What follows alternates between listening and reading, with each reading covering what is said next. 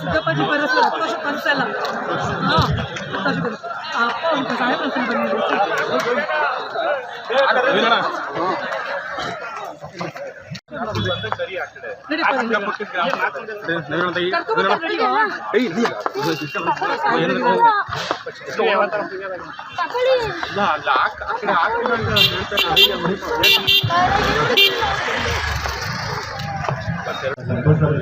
ವಿಚಾರ ಧಾರ್ಮಿಕ ಕಾರ್ಯಕ್ರಮಗಳು ಊರುಗಳಲ್ಲಿ ಅವಾಗವಾಗ ಆಗ್ತಾ ಇರಬೇಕು. ಅದರಿಂದ ಎಲ್ಲರೂ ಒಟ್ಟಿಗೆ ಆಗುವಂಥ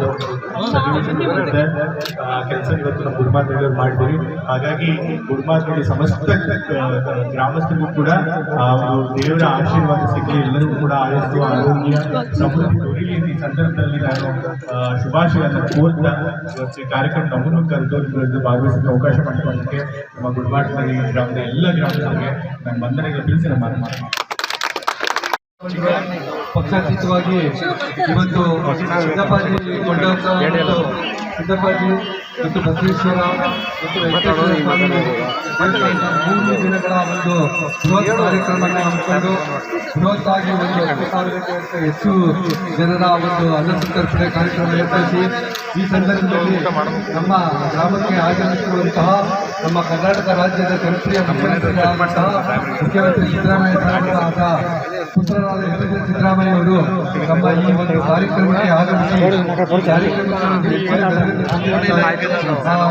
ಸಿದ್ದರಾಮಯ್ಯ ಸಾಹೇಬರಿಗೆ ನಮ್ಮ ಗ್ರಾಮದ ಮುಖಂಡರಿಂದ ಮಾಲಾರ್ಪಣೆ ಹಾಗೂ ಸನ್ಮಾನವನ್ನು ಮಾಡಬೇಕಾಗಿ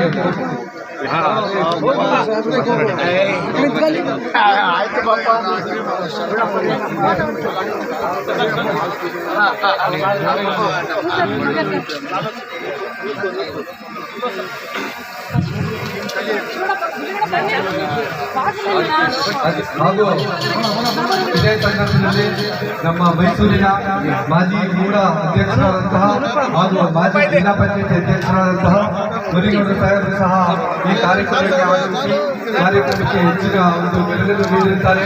ಅವರು ಸಹ ಪುಷ್ಪಾರ್ಘ ಅರ್ಪಿಸಿ